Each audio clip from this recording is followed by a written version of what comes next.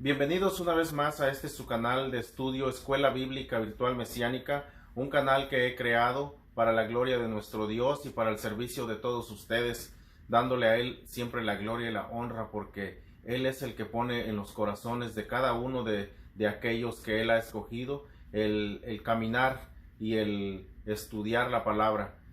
Hemos estudiado algunos temas que son muy interesantes y hemos estado leyendo acerca de nuestra procedencia y de nuestros orígenes como pueblo de Dios, que están escondidos. Quizás por mucho tiempo estuvieron en la escritura, siempre ahí, pero pocas veces hemos tratado de buscar nuestra identidad, aquella identidad que Dios nos ha dado desde un principio, siendo hijos suyos, y quizás porque nuestros padres en aquel tiempo fueron rebeldes al mandamiento de nuestro Dios, Dios tuvo que tratar con ellos de una forma muy dura y los echó fuera del país, de aquella tierra prometida, la tierra que fluye leche y miel. Fueron desechados, pero con una esperanza. Y eso es ahí en donde entra el pasaje de la escritura que vamos a leer ahorita. Cuando Dios los echó a las naciones, les dijo unas palabras que fue anunciada por los profetas, diciéndoles que iba a mandar un redentor, que iba a mandar a un Mesías para que fuera rey y para que volviera a unificar todas las 12 tribus de Israel.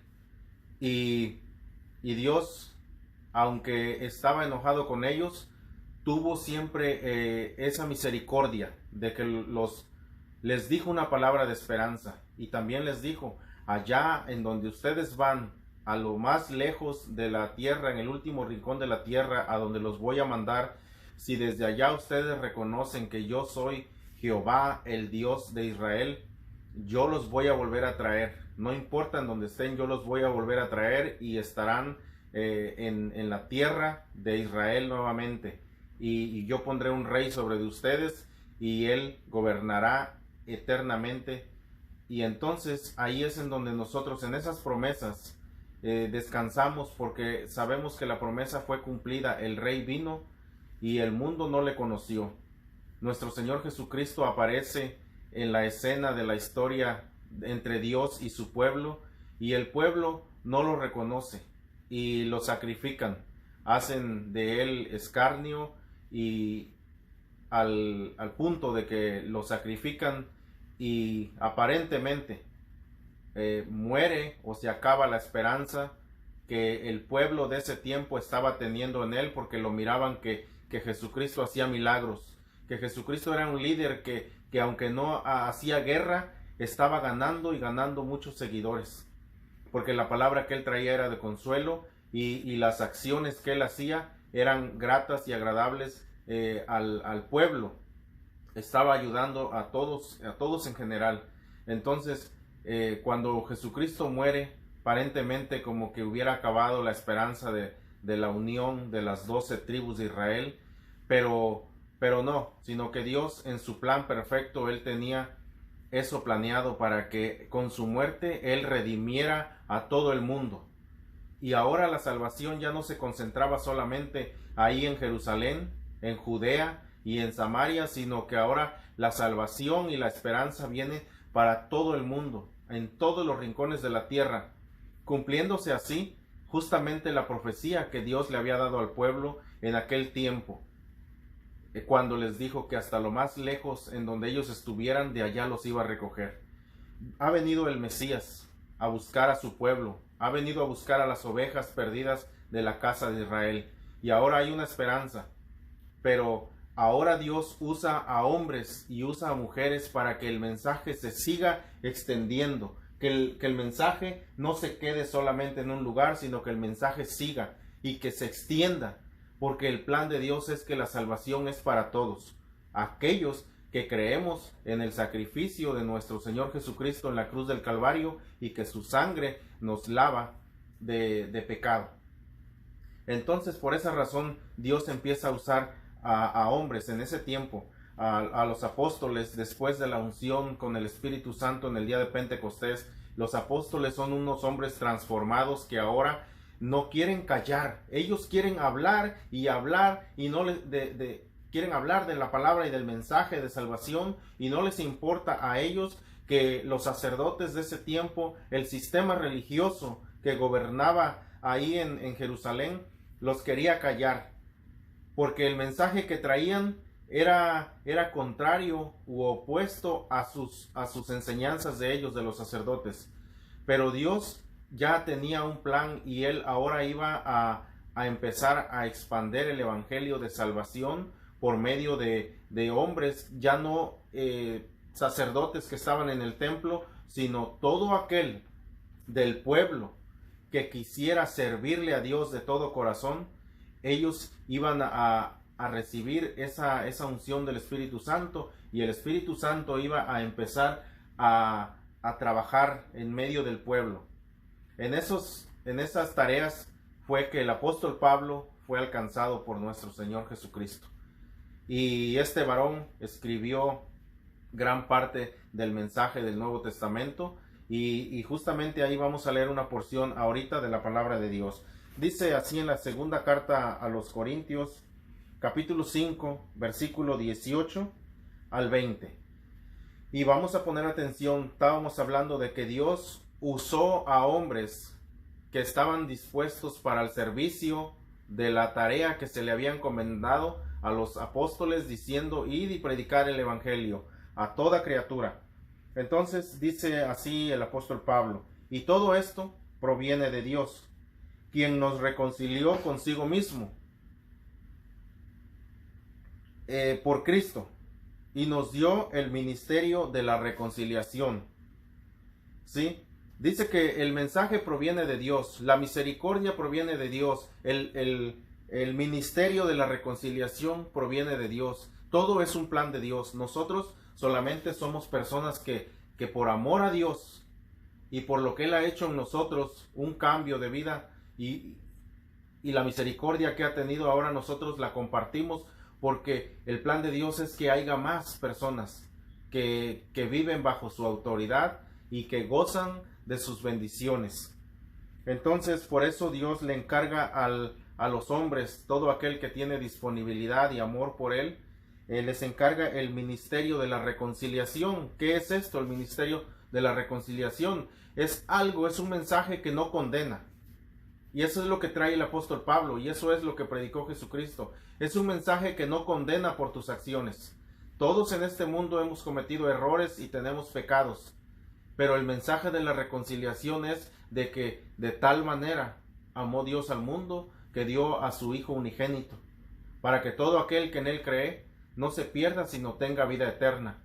El apóstol Pablo aquí lo está diciendo en otras palabras, pero igual encierra un mensaje de amor, de misericordia, porque Dios nos llama con amor y misericordia. Y dice en el versículo 19 que Dios estaba en Cristo reconciliando consigo al mundo, no tomándoles en cuenta a los hombres sus pecados, y nos encargó a nosotros la palabra de la reconciliación. Este pasaje, por eso me gusta mucho. En estos 3 versículos que vamos a leer está la palabra reconciliación que el apóstol Pablo está predicando. Está ahí, en cada versículo está puesta. Por esta razón, porque Pablo tiene un gran amor por los creyentes y aún por la gente que está perdida. Igualmente el amor de Dios que está en él es el que se está manifestando, y por eso él dice que sean imitadores de él, del apóstol Pablo. Dice, como él imitaba a Cristo perfectamente.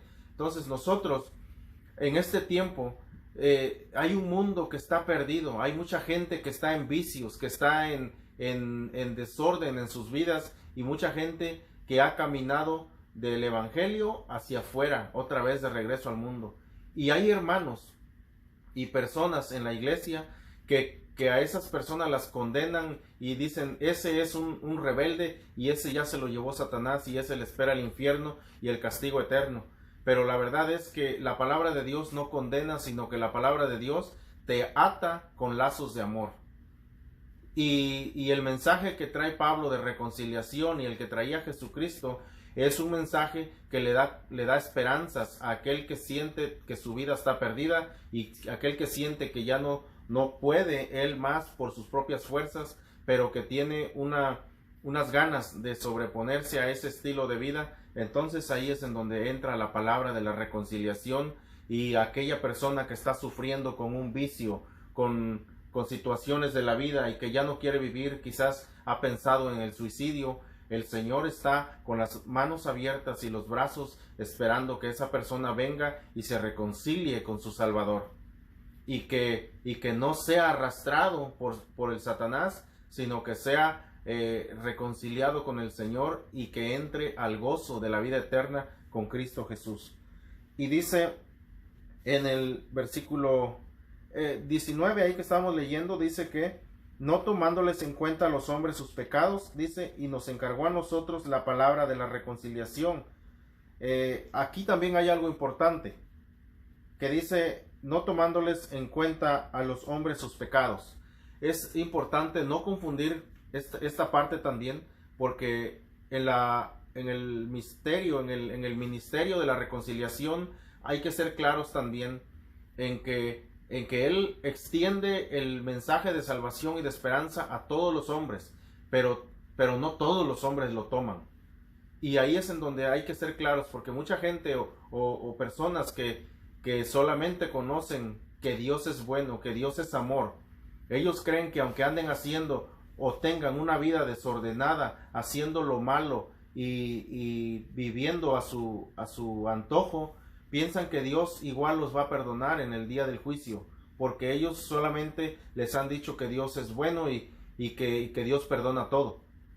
Pero ojo, no es así, sino que el apóstol Pablo, aunque trae un mensaje de reconciliación, pero hay que poner en claro que él dice a todos los hombres, no tomándole en cuenta a todos los hombres sus pecados, pero todos los hombres que vienen humillados delante de Jesucristo, todo aquel que quiere un cambio.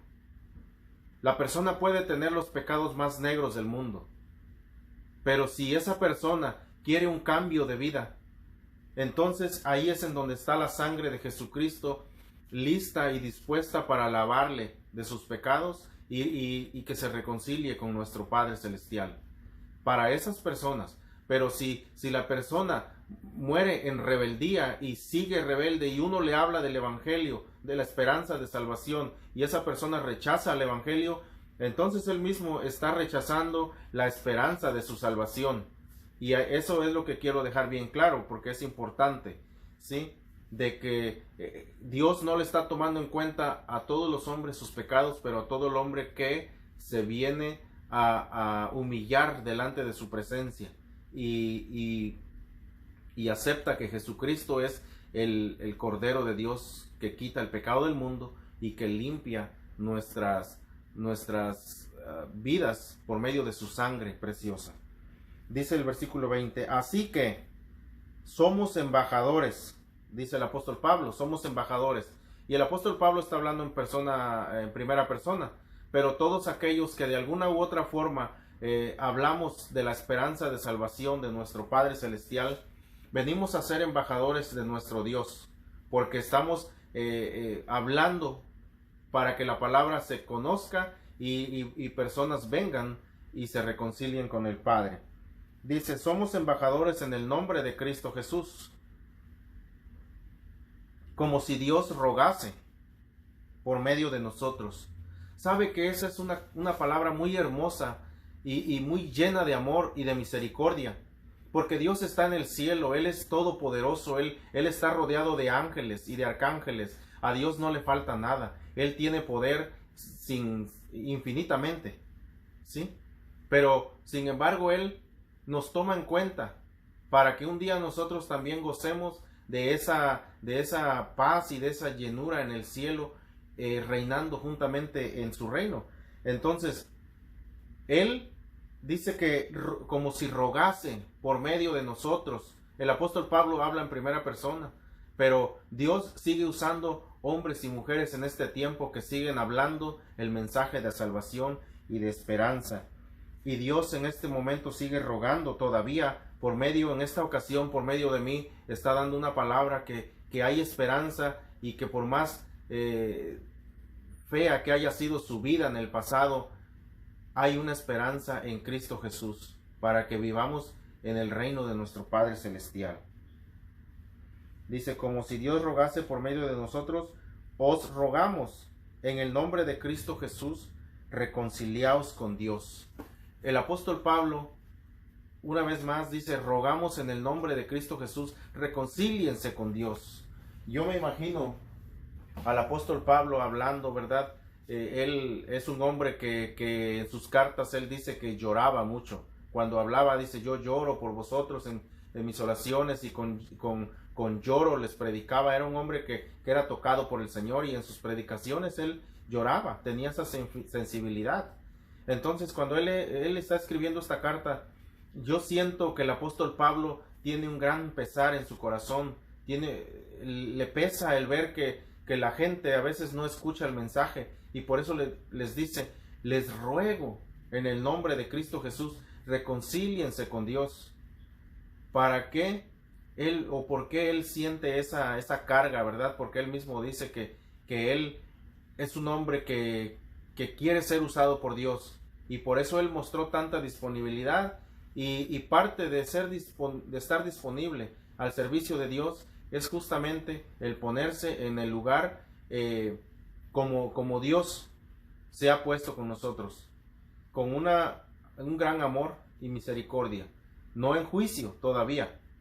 Hay un día reservado para el juicio, y ese día se entregarán cuentas, y ese día va a llegar. Tampoco hay que pensar que no, y que hacemos esto y Dios es bueno y nos perdona. Hay un día que es el día del juicio final, y ahí es en donde habrá que rendir cuentas al Creador de todas las cosas. Pero en Cristo Jesús tenemos la esperanza de la reconciliación, y el apóstol Pablo en una ocasión él dijo, he aquí el día de salvación, y he aquí el día en que Dios ha preparado para ti. Así que cualquiera que sea la situación que estemos pasando, si alguien me está mirando y quizás tiene una vida o se siente deprimido por tantas cosas que están sucediendo en el mundo, sabe que nuestro Padre Celestial nos está esperando para que le entreguemos nuestras cargas, así sean problemas de cualquier tipo. Muchas veces, debido a una situación económica o falta de trabajo en la vida, y a veces tiene una familia que mantener, uno se vuelve insensible, se vuelve cruel, y empieza uno a maltratar a las personas alrededor, porque empieza a haber una amargura dentro de nosotros. Pero en esta ocasión lo que yo les quiero decir, que todas esas situaciones, todos esos problemas, traigámoslos delante de nuestro Padre Celestial. Él dice que no se cae una hoja de un árbol sin que Él lo autorice. Así que si nosotros valemos más que esas hojas, y valemos más que los pajarillos del campo, los cuales Él alimenta cada día. Y una ocasión les dijo a los fariseos que los lirios del campo estaban muy hermosos, la flor que tenía, y le dijo ni Salomón en su tiempo se vistió como uno de estos lirios. Dice, y vosotros valéis más, y son más que esos lirios. Entonces Dios tiene todo lo que nosotros necesitamos para suplir nuestras necesidades conforme a sus riquezas en gloria. Pero ¿sabe qué? Lo que tenemos que hacer, traer todas esas necesidades cautivas a los pies de nuestro Señor Jesucristo. En el nombre de nuestro Padre Celestial, yo les ruego a ustedes y les ruego a mi Dios que cualquier oración que ustedes hagan, entregando sus cargas, que el Señor abra sus oídos, y que el Padre Celestial atienda la súplica de esa persona, del pueblo de Dios. Pero todo, como dijo nuestro Señor Jesucristo, pidan todo en mi nombre, porque yo voy al Padre y yo lo haré. Así que si tiene una necesidad, si hay necesidad de empleo, de económica, cualquier cosa, pidámosla y traigámoslo a los pies de nuestro Padre Celestial en el nombre de Jesucristo. A Él sea gloria y honra por los siglos de los siglos. Que Dios les bendiga, y nos vemos en el próximo video.